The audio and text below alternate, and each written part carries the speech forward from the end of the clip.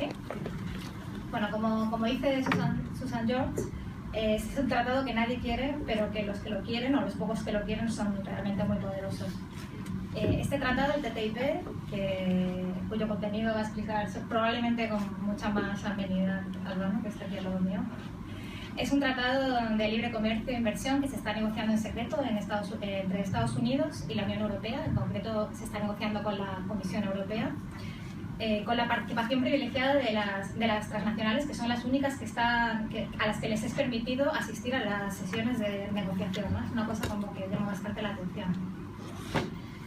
Lo que han intentado es que pase desapercibido el tema y hacerlo totalmente a espaldas de la ciudadanía para poder aprobarlo impunemente. Y esto es porque, ¿por qué realmente lo quieren hacer en secreto? Porque saben que vulnera nuestros derechos, que vulnera nuestras conquistas y que probablemente cuanta más información haya, cuanto más corra la voz, pues menos probabilidades van a tener de aprobarlo impunemente. De hecho, yo creo que hay que reconocer el trabajo de nuestros europarlamentarios, los de Podemos y también los de otros partidos que han estado constantemente, bueno, sobre todo hay una chica que es la que está trabajando más el tema, que es Lola Sánchez, y no, también reconocer su trabajo y bueno, reconocer también que estos espacios de encuentro son lugares que generamos entre todos y que sirven para difundir qué es el TTIP, porque tenemos que oponernos a él. Y por eso también os agradezco haberme invitado y haber invitado a Albano y tener esta actividad, y también os emplazo a que sigáis haciendo esta tarea de difusión de por qué tenemos que oponernos al TTIP. La velocidad con la que se está negociando este tratado es tanta que contaba el otro día un eurodiputado catalán que incluso para los eurodiputados leer el contenido de las negociaciones es sumamente costoso. O sea, hay una sala que se llama Reading Room que está en un sótano de los edificios en Bruselas de la Unión Europea, y que cuando llegas allí primero te hacen firmar un papel que dice que no vas a difundir, que te comprometes a no difundir el contenido y tal, y después te quitan los teléfonos móviles, las cámaras de fotos y los bolígrafos o los lápices, no vaya a ser que copies una frase de las negociaciones. Y además te siguen todo el rato que estás leyendo los papeles, hay un señor, una señora al lado tuyo así vigilándote, no vaya a ser que, no sé, que te memorices algo. Pero bueno, es una información que va a seguir siendo secreta hasta dentro de 30 años. Esto es simplemente un indicativo de la falta también de calidad democrática, porque sin información no hay democracia, con que se está llevando este tema. ¿Por qué tanto secretismo?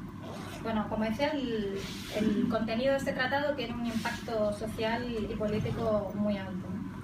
El TTIP en realidad es el intento por parte de las empresas transnacionales de abrir y de regular más los mercados a los dos lados del Atlántico, ya decía, entre Estados Unidos y Europa, de manera que esta desregularización las beneficia.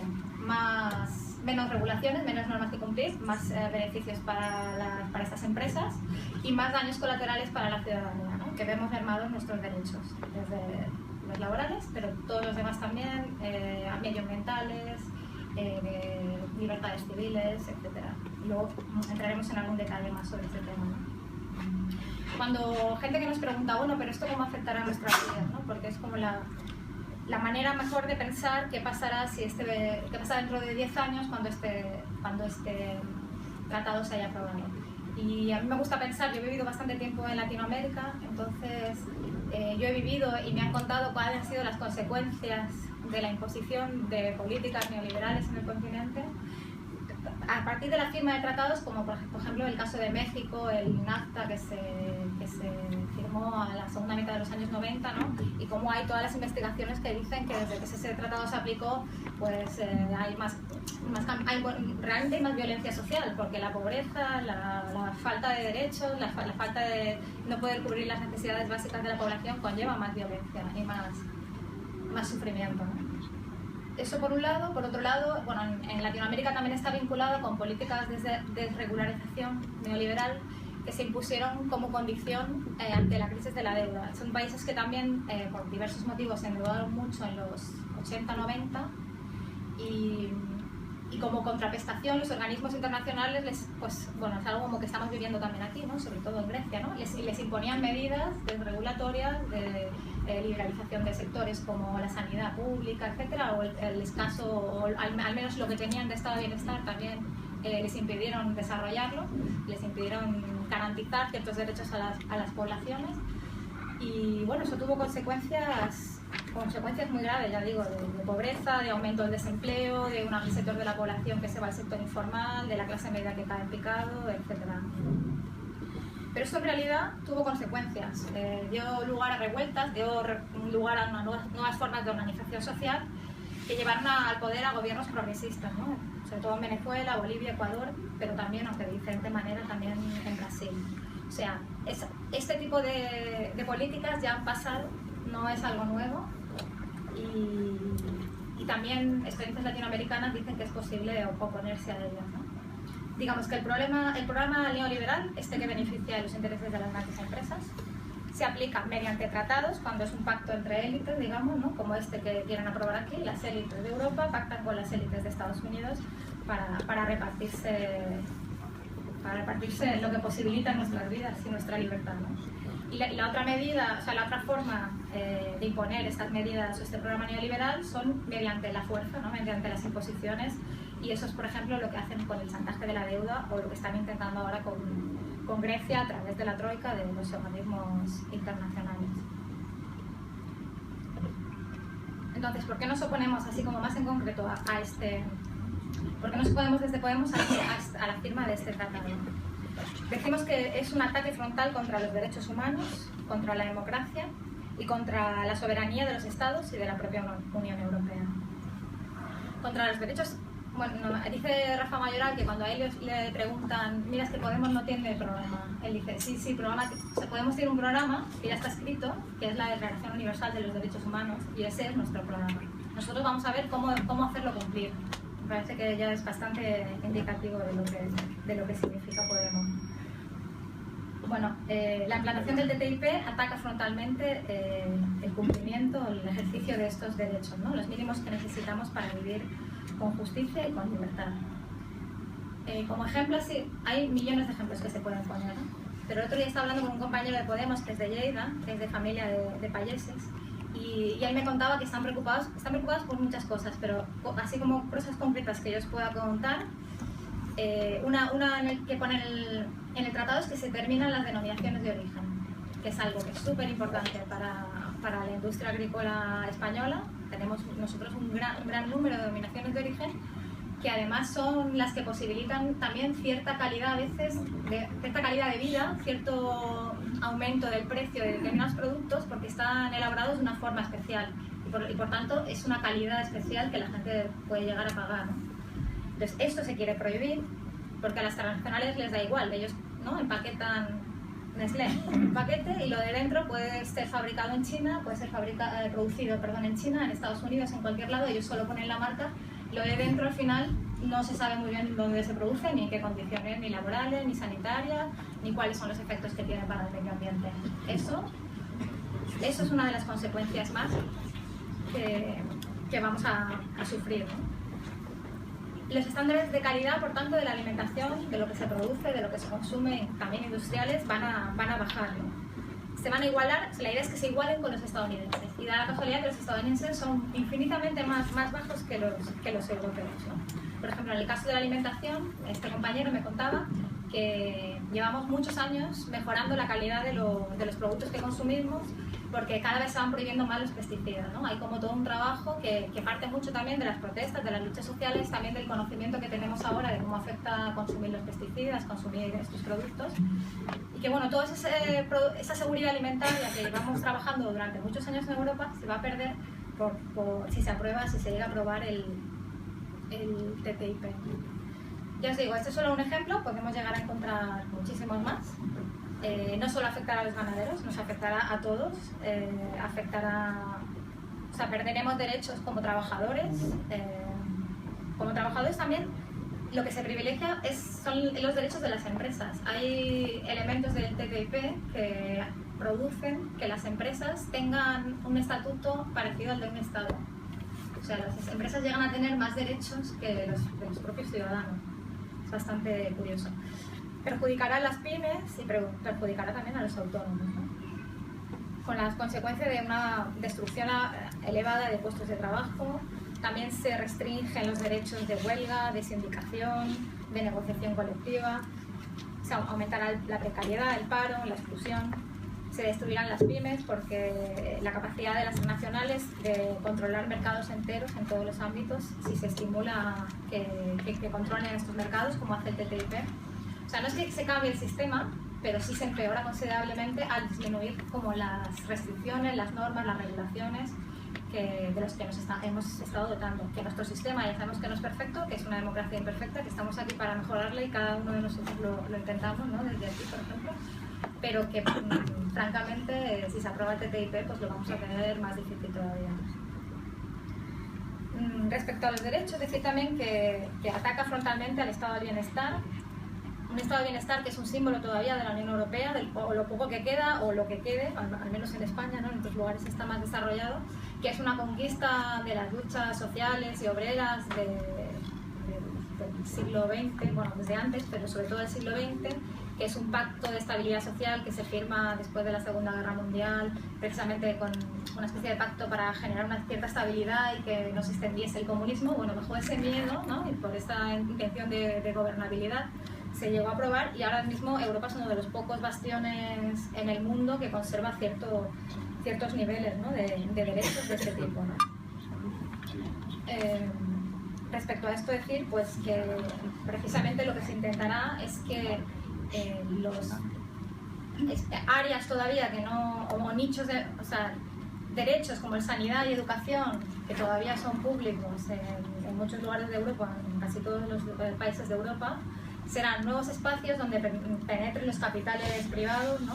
Aquí ya estamos viéndolo, hay un intento, precisamente Albano y Marta de Café and Jet han sido como de las cabezas visibles de esa lucha por impedir la privatización de la sanidad catalana en espacios donde fondos buitres estaban comprando hospitales, que además algunos eran públicos, ¿no?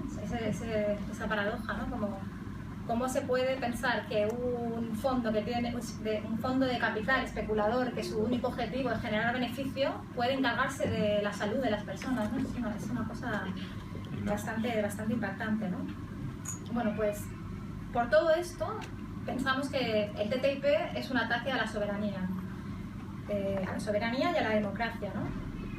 Intentará restringir nuestra soberanía estatal, europea, ciudadanos. ¿Por qué decimos también que perdemos soberanía?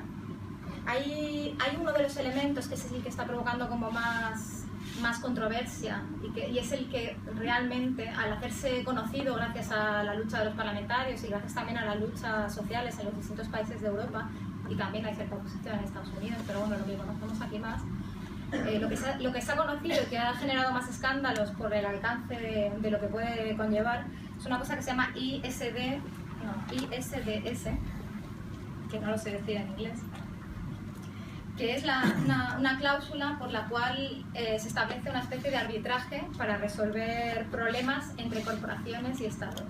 Porque si esto se aprueba, ya os decía, las empresas, las transnacionales, tienen un estatuto al mismo nivel que el de los estados y podrán llegar a demandar a un estado si piensan que las normas que ha aprobado una administración, ya sea local, autonómica, estatal, si las normas que ha aprobado van en contra de su generación de beneficios.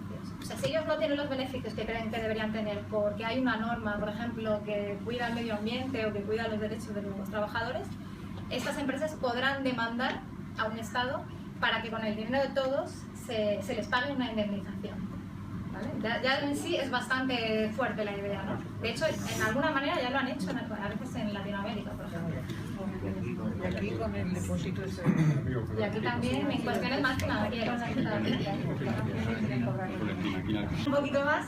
Tiene algo mejor todavía, que es que el arbitraje no será público, sino que será privado. O sea, serán jueces privados. Yo no sé muy bien cuál será el método para elegirlo. Lo que sí sé es cuál ha sido el funcionamiento, por ejemplo, de los organismos de calificación de riesgos de la deuda soberana de los estados, ¿no? Qué presión ha generado, cómo esos organismos de calificación decían que la deuda en Estados Unidos y el sistema bancario de Estados Unidos era más sólido justo antes de desmoronarse. O sea, que quiero decir que quizá no es lo mejor un arbitraje privado de ese nivel, pues que no está sujeto a ninguna cortapisa democrática, ¿no? Que solo va a responder a los intereses del dinero. Bueno, esto ha sido lo que ha provocado, de hecho, estos días como que se ha paralizado la votación del informe que iba a emitir el Parlamento Europeo, precisamente porque pensaban que lo iban a perder. Entonces, como lo pensaban que lo iban a perder, lo han aplazado a ver si consiguen todavía manejarse así, convencer a algunos parlamentarios, introducir alguna enmienda. De hecho, el informe era un informe, no es el TTIP, es el Parlamento Europeo elabora un informe para, se supone, darle un mandato a la Comisión Europea para las negociaciones que son secretas. Un mandato sobre algo que es secreto. Es bastante raro. Y luego la Comisión elabora las negociaciones y luego, en teoría, este resultado se vota en el Parlamento, pero no se vota en la calle. Quiero decir, no va a haber un referéndum para que decidamos si eso que afecta a nuestras vidas, si eso que afecta al contenido de nuestra Constitución, de nuestros derechos, podemos decir si lo queremos o no, ¿no? Es bastante curioso también que CIU, que habla tanto de referéndums, se alió en el Congreso con el PP para pedir que se acelerase la tramitación, o sea, intentar que se acelerase en la Unión Europea la tramitación de este tratado, porque es mejor hacerlo rápido, ¿no? Desde que la gente se entere de que está pasando. Esta es la soberanía que CIU promueve. Sí, bueno, un par de detalles más. Decir que eso que parece una pesadilla de ciencia ficción, ¿no? Donde las transnacionales van a gobernarnos, eso que alguien ha llamado el sueño de las élites y la pesadilla de la democracia, pues que se puede parar. O sea, que es un reto inmenso, que todo lo que pasa en la Unión Europea es como, está allí, no sabemos muy bien, ¿no? Incluso la gente, las europeas, la gente no vota, ¿no? Porque piensan, ¿y ahí qué pasa? Y en realidad, ahí se están decidiendo cosas que son fundamentales para nuestro futuro. Bueno, poner simplemente un ejemplo de una nota de esperanza. Justo ahora hace 10 años, bueno, este año hace 10 años, en el 2005, que se paró la aprobación del Tratado de Libre Comercio de las Américas en Mar del Plata, en Argentina. Lo hicieron varios gobiernos, ¿no? El de Argentina, Brasil y Venezuela sobre todo, pero que no hubiera sido posible sin el apoyo de la gente. De hecho, hubo una cosa simbólica que fue muy fuerte, que era un tren que vino desde Buenos Aires con todos los activistas y gente de personalidades del mundo de la política, de los deportes, estaba Maradona. Todos para pedir que no se aprobase el ALCA, precisamente porque lo veían como un mecanismo similar al TTIP, lo que tiene de dañino para los derechos y la democracia. Bueno, se paró y entonces yo creo que es una oportunidad para que pensemos que nosotros podemos y debemos intentar parar el TTIP y también decir que ese tipo de normativa que se va a generar, digamos que nos hace pensar que nuestro ámbito de actuación también tiene que ser Europa, o sea que tenemos que trabajar por democratizar Europa, que eso es posible quizás generando un frente en los países del sur, que tenemos que apoyar a Grecia en la lucha que está llevando ahora. Creo que Podemos puede hacer eso, creo que está en el ADN de Podemos y en muchos gestos que se hacen desde Podemos y que necesitamos refundar una Unión Europea que sea, la próxima vez que quiera aprobar un tratado de estos, que haya un mínimo de exigencias como un referéndum, transparencia, debate ciudadano, sin prisas, y este sería mi deseo y sin más.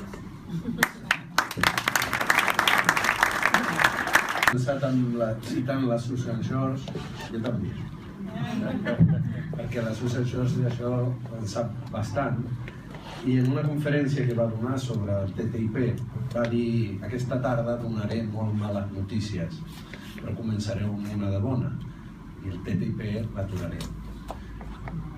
Jo crec que estem cada cop més a prop. I ara citaré una altra persona que ahir mateix va fer un vídeo i el va penjar a internet. Diu Iñaki Gabilondo. No és precisament del Cafè amb Llet o de La Directa o d'un mitjà no han pogut ocultar-ho més. Això ja no es pot amagar més. I Gabilondo diu: la lluita contra el TTIP és la mare de totes les batalles. Ho diu així de clar i ho diu una mica tard, però aquest debat comença a fer-se visible i comença a agafar tota la magnitud que ha d'agafar, perquè sí que és veritat que afecta l'alimentació, afecta el comerç, el medi ambient, la seguretat química, a qüestions com l'energia, és a dir, afecta a tots els àmbits de la vida diària, no? De tot el que fem, de com consumim, de com ens relacionem, de com cuidem el medi ambient, però com pot ser que algo, un tractat o una llei o el que sigui, afecti a tot? Quina mena de cosa és que afecta a tot? Perquè algo afecti a tot ha d'anar a l'arrel de tot el sistema. És a dir, si tu vols trencar un sistema molt gran, pots anar trencant trossos o pots anar a l'arrel del sistema, talles i tot l'altre ja t'ho carregues, no? Aquesta branca principal, aquest nus que ataca directament el TTIP i que amb això es carrega tot l'altre, bàsicament és la democràcia. I quan diem la democràcia diem la capacitat dels pobles, dels seus parlaments, dels seus cossos legislatius, dels seus cossos judicials, de organitzar-se i vetllar pel bé comú. Ara ho desenvoluparem, però també hem de parlar, hem de donar les dues visions, no? També de com... Jo he anat a la plana web de la Unió Europea a veure com ho expliquen, no? Perquè dius, ostres, com es fa per amagar una estafa tan enorme? Anem a veure què ens expliquen.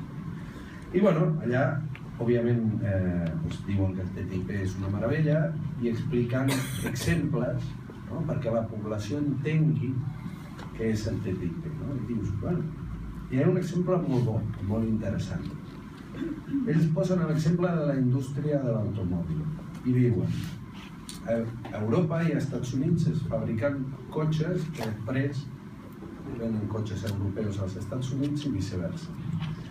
I expliquen que, clar, aquests cotxes han de passar, abans d'exportar-se, una sèrie de controls de qualitat, de seguretat.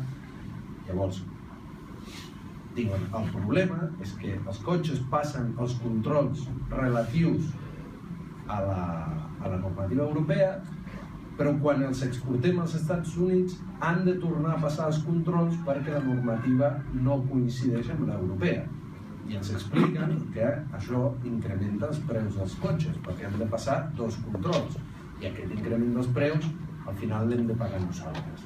Si agafem les regulacions i les fem igual, doncs ens estalviarem un munt de diners, els cotxes seran més baratos, com que seran més baratos en comprarem més, se reactivarà l'economia i crearem ocupació. I dius, com no se'ns havia acudit abans?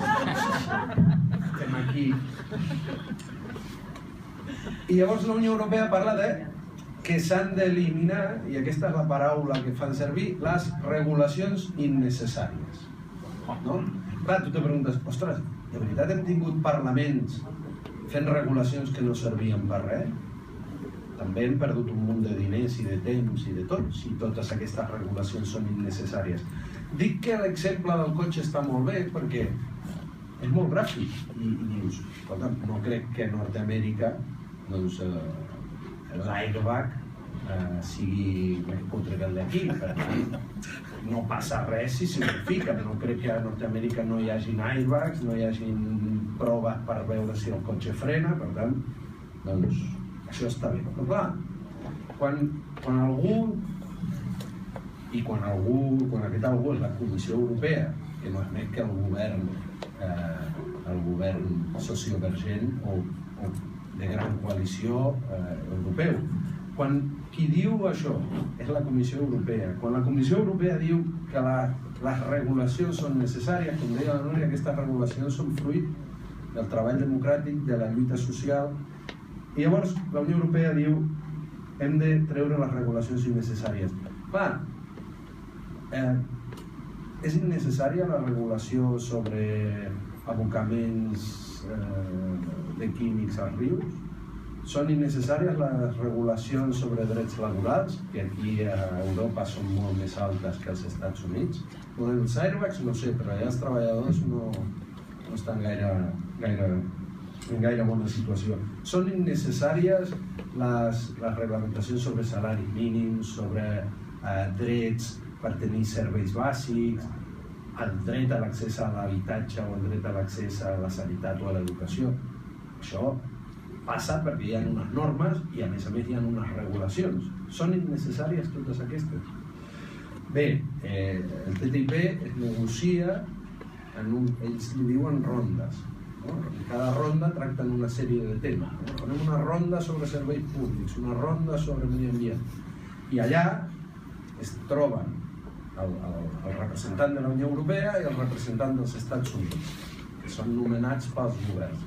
Però no van sols, es presenten acompanyats per gent que està interessada en veure com van les negociacions. I llavors veiem que en aquestes, ara portem 9 rondes, en aquestes converses entre gent dels Estats Units i gent d'Europa, el 94% dels convidats i dels participants són representants de grans multinacionals, petrolieres, fabricants de cotxes, empreses energètiques, de comunicacions.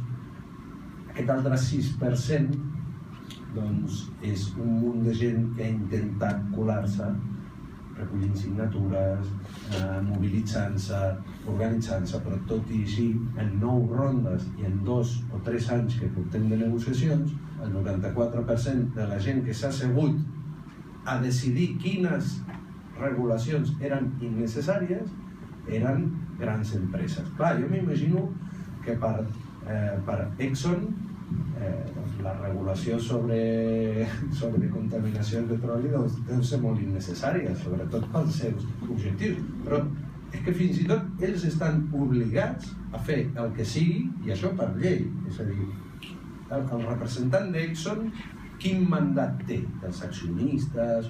Guanyar la màxima quantitat de diners possibles. Si ell va a un lloc on s'estan negociant regulacions, entenem, si és un bon professional, està allà per carregar-se tot el que pugui. Qualsevol fabricant del que sigui sap que fabricar el que sigui al costat d'un riu i tirar el producte la porqueria del producte del procés de fabricació, doncs és més barat tirar-la directament que agafar una d'aquestes regulacions que semblen ser necessàries, construir una depuradora, fer-la passar per allà i tenir cura del medi ambient. Si qualsevol fabricant seu allà, doncs dirà que les regulacions en matèria mediambiental de la Unió Europea no sé si dirà que són innecessàries, però amb ell li molesten molt. O com a mínim li reporten una sèrie de despeses que si desapareix aquesta regulació, ells ho estalvien. Clar, ells diuen, no, és que en això les coses són més barates, perquè potser el senyor que fabrica el que sigui tira això al riu i s'estalvia uns quants milions d'euros perquè no ha de netejar aquella aigua i per tant allò que fabriqui serà més barat. Primer, que jo m'imagino que el que puguin estalviar saltant-se aquestes regulacions el més probable és que no es tradueixi gaire en el preu. És a dir, les coses seguiran costant el mateix i la diferència de preu se la quedaran, però després hi ha una altra despesa. És a dir, si aquell riu s'embrut, després les societats, els pobles que facin servir aquella aigua hauran de gastar més diners per poder-la fer servir perquè està més bruta. Això qui ho paga? Això ho paguem nosaltres. És a dir, és un cercle de pèrdua constant, no? Llavors, tot i així, vas allà i continues mirant, no? Com pot ser que si això és tan desastrós hi hagi governs que ho recolzen, no? I clar, l'excusa de sempre és que això generarà molts llocs de feina, això suposarà 500 euros per família, impulsarà el comerç internacional, crearà llocs de treball, està tot quantificat. Hi ha un informe, fins i tot, que és molt famós, que a més és el que repeteixen constantment. Això s'hauria de fer. saps quan agafen trossos de compareixences d'Aznar o de Rajoy, per exemple, que les posen tots junts i clar, el tio va dient el mateix a tot arreu, perquè òbviament cada dia no podrà dir una cosa diferent. Dic que no pot perquè... Bueno, que no pot. No? I saps que a vegades a la tele agafen i posen trossos i tot el rato dient el mateix, no? Pues això, el bo que té és que no has d'agafar amb un. Agafes a tots arreu d'Europa i tots diuen el mateix, les mateixes xifres, el mateix número de llocs de treball, i dius, d'on t'ho han tret això? I efectivament hi ha un document d'una cosa que es diu, ara, jo tampoc, les inicials són CEPR, és el centre, bueno, jo tampoc ho sé dir en anglès, igual que Rajoy tampoc, segur. I sí, encara entenc la meva lletra, això sí. Doncs aquest estudi, que tots repeteixen, ha fet aquest CEPR, que és una organització que està a Anglaterra i a diversos llocs d'Europa, i vas a la web, primer te mires l'informe i efectivament, els llocs de feina i tot això, i si vas a la web del CEPR aquell, t'explica que són estudis financers per al desenvolupament i no sé què, però no has de fer gaire perquè allà hi ha una pestanya que diu, no sé si diu donors o diu foundation, o, bueno, els que paguen. Llavors està allà, al principi de la pàgina, tu li dones i allà surt qui paga tot això. El Citibank, la Caixa, el Banco de Santander, JP Morgan, és a dir, si dius, home, mira que hi ha hagut estudis de tota aquesta gent que no han funcionat, perquè, no sé, parlem del boom immobiliari, no? Hi havia 4 gats que deien, no, perquè això del boom immobiliari quan esclati això serà un desastre. Hosti, així d'informes de la Caixa i de tothom dient que no cal ser catastrofista, que no sé què, que no... Aquesta és la mateixa gent que ara fa informes dient que el TTIP és una meravella. Però, per veus, hi ha moltíssimes organitzacions que han estudiat el TTIP, però també han estudiat aquest informe i han dit aviam i l'han desmenuzat. La Universitat de Manchester, la Cambra de Comerç d'Àustria, és a dir, tota una sèrie de gent que han agafat i han dit aquest informe falla. Falla per la seva metodologia, falla per... Jo me l'he llegit en diagonal, un informe d'aquests són complexos, no? Però, bueno, si m'he de fiar de la Universitat de Manchester o del Santander, jo en principi em fio del Santander, però sí que és veritat que, per exemple, des del punt de vista metodològic, i això més o menys s'entenia, si te passaves una estona, des del punt de vista metodològic hi havia errors molt greus. Per què? Pues perquè aquesta gent, el seu interès no és crear llocs de treball. El seu interès és guanyar diners. I si per fer-ho han d'inventar-se uns llocs de treball, doncs llocs de treball. I si demà la gent al carrer demanés flores, doncs flores. Per què? Perquè han de buscar una manera de vendre-ho. Amb una crisi, amb uns països on hi ha un atur enorme, ve qualsevol i te diu hi haurà llocs de treball, doncs això funciona. Lamentablement, això funciona i és natural. Ves a explicar-li tu a algú que porta 4 anys sense treballar que això és un atac a la democràcia. Mira, jo necessito 500 euros per pagar el lloguer aquest mes. El que passa és que ni tindrà democràcia ni tindrà 500 euros. Això també s'haurà d'explicar, no? I dius, bueno, si això és tan dolent per l'economia, és estrany que aquesta gent s'interessi, perquè aquesta gent, en teoria, si l'economia va bé, ells guanyen diners, però que si l'economia va malament, ells també guanyen diners. Llavors, quin és el motiu fonamental? I el motiu fonamental va més enllà. Va més enllà dels rius, va més enllà o està englobant-ho tot. La Núria parlava de l'ISDS. L'ISDS és aquests tribunals arbitrals que en molts llocs ja estan funcionant en altres tractats. Sempre es posa un exemple molt interessant a Uruguai, on van decidir a les caixes de tabac usar que el tabac mata. I Philip Morris va dir que, clar, que això li anava malament al seu negoci i li va posar una demanda a Uruguai. I clar, diu, bueno, Uruguai, petit, quants són? 10 milions d'habitants? Tres i mitja. Aquí tenemos gente que no conoce de primera mano. 3 i mig. I dius, bueno, això li passa a Uruguai. Després no sé què va passar en Tanzània també. Bueno, són països...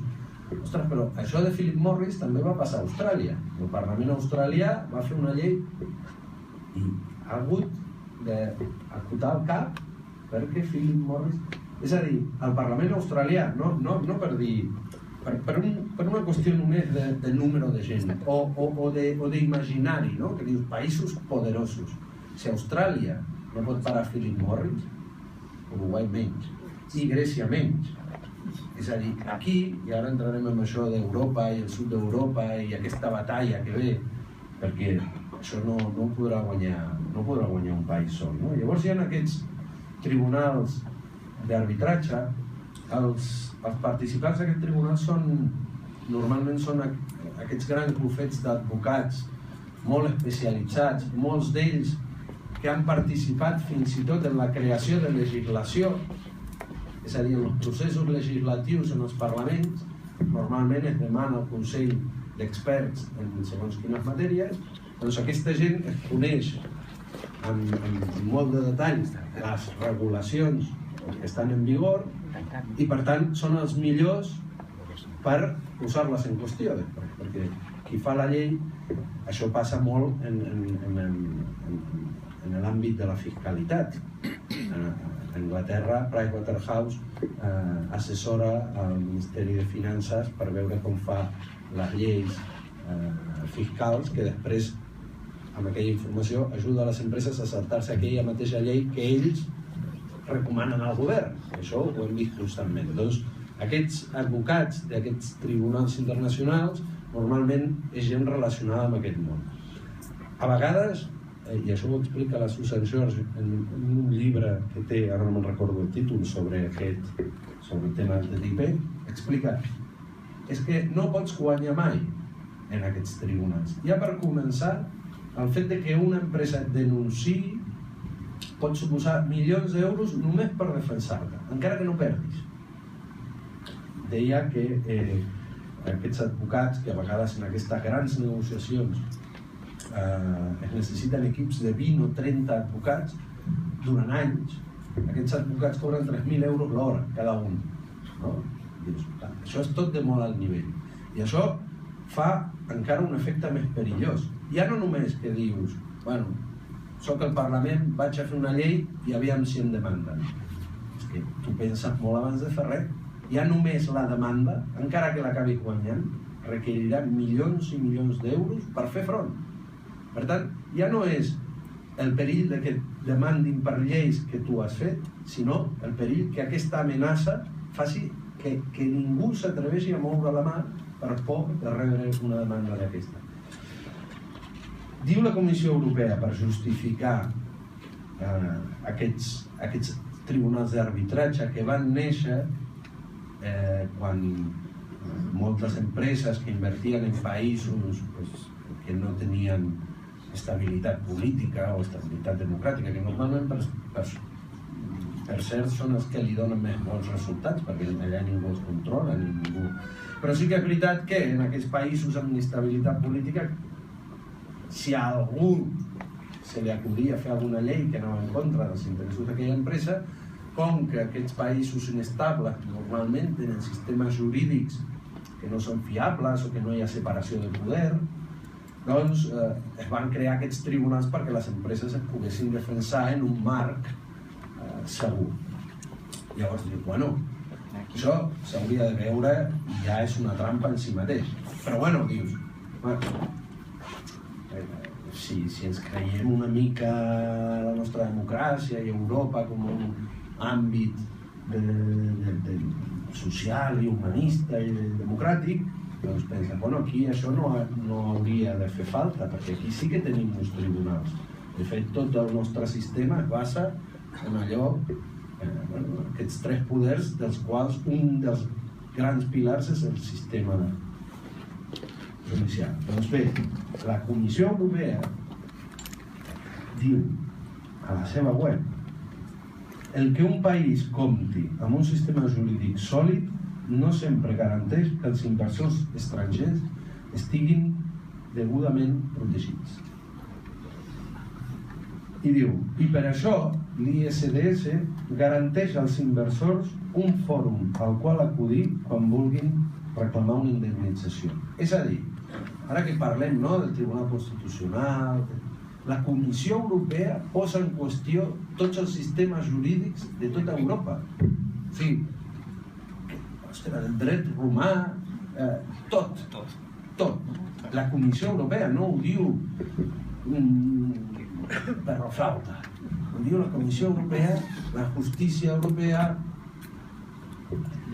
Clar, després ve un, i això també, això no està publicat, això que us llegiré ara, en la plana web d'una cosa que es diu European Business, que és, diguéssim, com la federació de COEs de tota Europa. És a dir, allà s'ajunten tots els rossells, no? Van tots allà, o sigui, perquè clar, cada país en tenen, no? Com es deia abans? Cuevas. ¿Cuevas? No, el que van enviar a la cárcel. El de los viajes. Sí.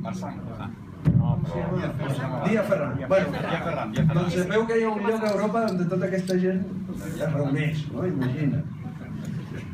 I el jefe de tots aquests es diu Markus Weber. I Markus Weber... Alemany. Diu, òbviament és un gran defensor del TTIP, i diu, i això està publicat, diu, les diferències regulatòries han de ser eliminades. Això se'l corta i pega. Jo crec que primer ho va dir Weber i després la Comissió Europea. O sigui, el corta i pega va cap allà, no va cap allà. Però diu, han de ser eliminades, diu també lo de les regulacions innecessàries, i diu, a més, amb l'ISDS hem de prevenir que sorgeixin regulacions noves. És a dir, no està dient, bueno, hem de veure això que tenim, a veure com funciona, hem de fer que hi hagin impedit que hi hagin regulacions noves.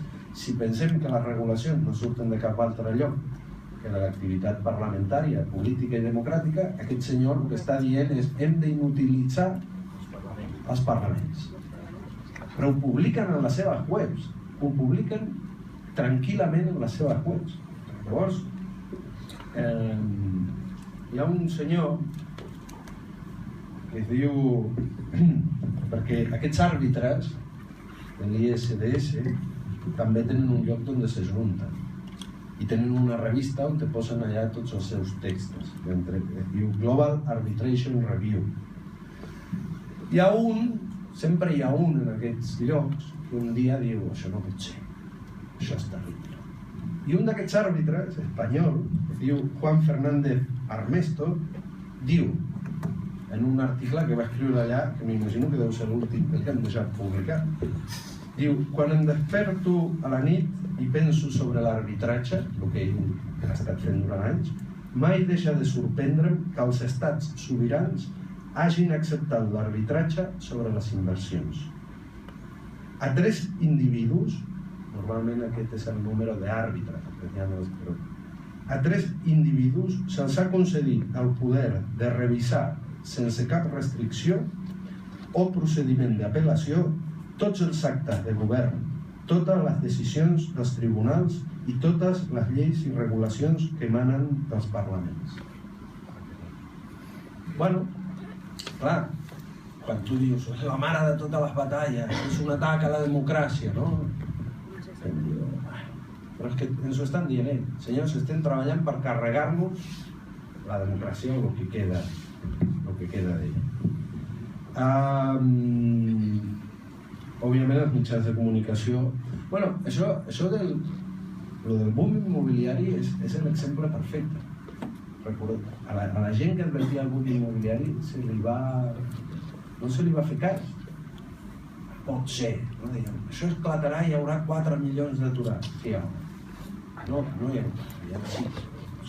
La gent s'ha marxat. Doncs amb això passa el mateix i amb això tenim la feina de donar-li visibilitat als mitjans de comunicació, molts d'ells fortament endeutats amb el Banco de Santander, la Caixa i tots aquests, òbviament no ens ajudaran, tot i que la pressió popular va fent feina. I ahir Gabilondo, hem de seguir a Gabilondo, aviam si continua sortint o no, però Gabilondo ho ha dit. Jo en aquests dies, quan m'he presentat a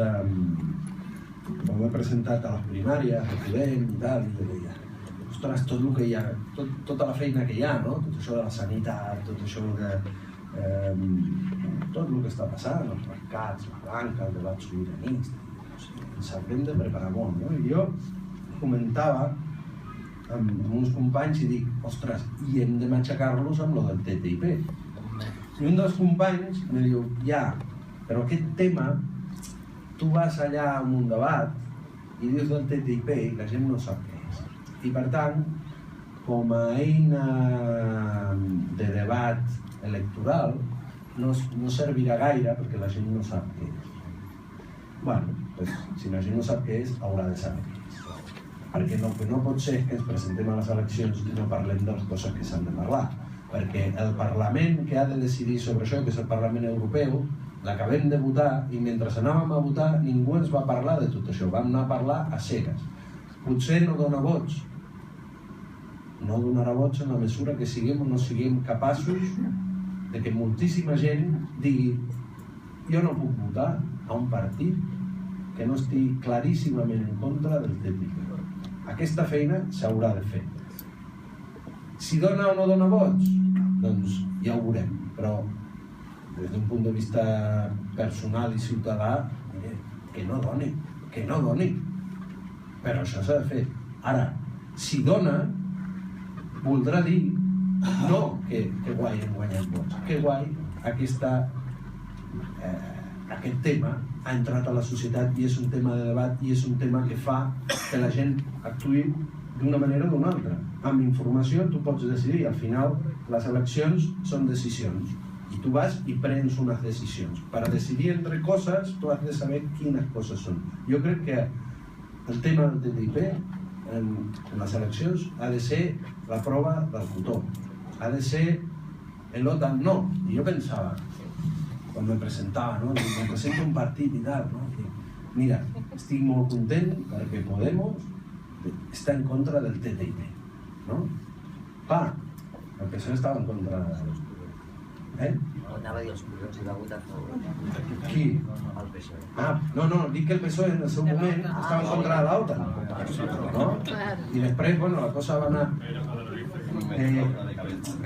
no sé com dir-ho, és a dir, penso que sobre Podemos hi ha moltes crítiques, moltes coses que no estan clares, una cosa que estan en ple naixement i segurament que ha de fer un llarg camí, però bueno, seguim, aviam. Està a favor del TTIP o no està a favor del TTIP? No està a favor del TTIP. Pues el dia que diguin, en principi, sobre el TTIP estem en contra, pues haurem de dir, pues en principi, si no esteu en contra, jo me'n vaig. Llavors, això i el que està passant amb els partits socialistes de la resta d'Europa, al final, és la feina de la pressió que està fent la gent. És a dir, i comencen a haver-hi partits socialistes, el d'aquí em sembla que no, perquè encara no hem arribat, però hi ha altres partits socialistes que saben que si aproven el TTIP desapareixen. Doncs això hem d'aconseguir. Qualsevol partit català i espanyol que defensi el TTIP, com a mínim, ha d'estar fora del govern. I per això treballarem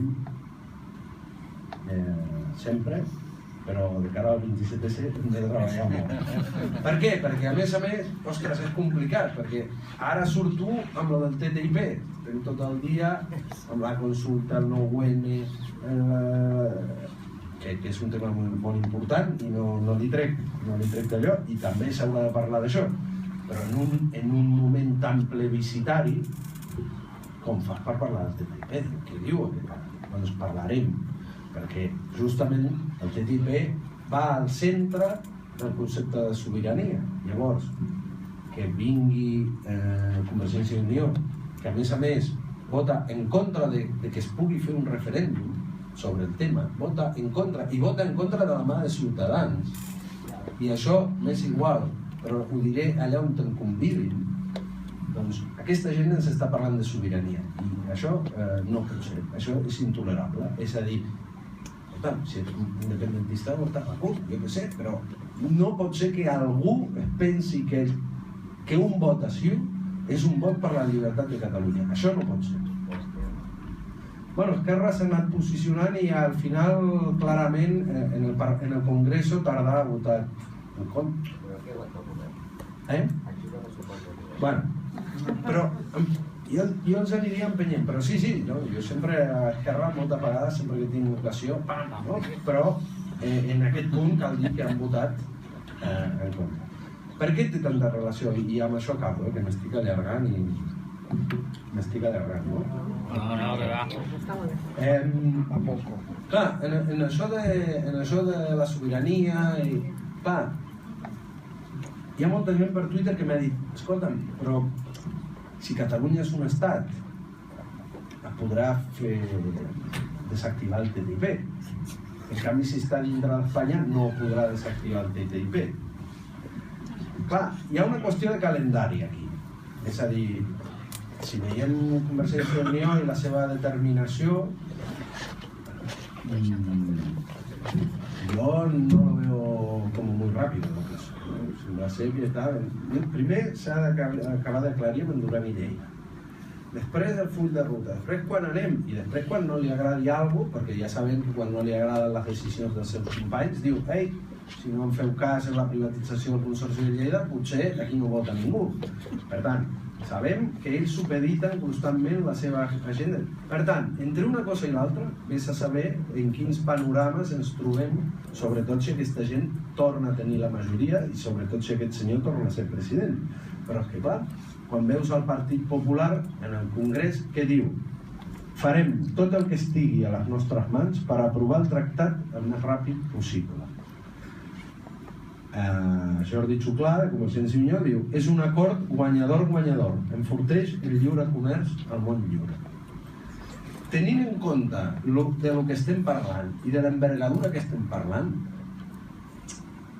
no vull ser conspiranoic i aquí hi ha moltes coses i això és una cosa polièdrica que entren en joc moltíssimes coses, però estic segur que al Partit Popular i Convergència i Unió hi ha molta gent que s'està picant l'ullet dient tranquil que quan aquests es vulguin adonar el TTIP ja estarà fet. I això és així. I Josep Fontana en el seu llibre Por el bien del imperio ho explica perfectament. Diu la descolonització d'Àfrica. La descolonització d'Àfrica que va durar tota una sèrie d'anys, les potències europees marxaven, no? I aquests països tenien la independència. I Fontana explica, sí, tenien la independència, però obtenien la independència en processos que a vegades duraven anys i que aquests anys eren aprofitats per les potències europees per canviar les estructures econòmiques i legals. Per què? Perquè un cop aquell país fos independent, aquella independència no servís de res i el colonitzador pogués seguir robant i important-se les coses igual que quan aquell país no era independent. Jo vull fer un paral·lelisme i vull pensar de què servirà una Catalunya independent sota el TTIP. De poc, perquè si el Parlament de la Catalunya independent farà una llei perquè no es pugui fer fracking on és que hi ha els volcans? Bueno, deien, no, la Garrotxa i... Si tenim un Parlament que farà això, però vindrà una empresa de fracking i dirà no, això no ho pots aprovar, de què ens servirà? Jo crec que aquest debat s'ha de donar i s'ha de posar sobre la taula. Hi ha gent que diu que Ciu és imprescindible per la llibertat i per... Haurem de treballar per la llibertat, haurem de treballar per la sobirania, però mentre continuem acceptant que partits que defensen el TTIP són imprescindibles, és que no aconseguirem res. I si un dia aconseguim, el màxim serà una bandera, la possibilitat de participar en el Mundial de Futbol i poc més. parlen, i amb això sí que acabo, parlen del 27S com el gran moment de fer la revolució i de fer grans declaracions o d'independència o de... I jo penso, i si el 28S són majoria els que sabem el que és el TTIP i els que estem disposats al que sigui i a desobeir a qui sigui i a fer servir totes les eines que estiguin a l'abast d'un govern del sud d'Europa per dir aquí el TTIP el pararem. Què passaria si el 28S hi hagués una majoria que digués que Catalunya és lliure del TTIP i que Catalunya desobeirà a qui hagi de desobeir per aturar aquest despropòsit? Ostres, no seria això tant o més revolucionari que segons quines promeses? Què passaria si fóssim el primer país o la primera regió o la primera el que sigui, el primer parlament que s'aixeca i diu no passarà? No seria el primer. A Grècia, quan va guanyar Syriza, un ministre va dir ja us vam regalar la democràcia una vegada. Diu, doncs la tornarem a regalar una segona vegada. Mentre Syriza governi aquest Parlament, no aprovarem el TTIP. Jo crec que aquest és el camí, cal estar en contacte amb tot això i hem de donar la mare de totes les batalles. I ja està.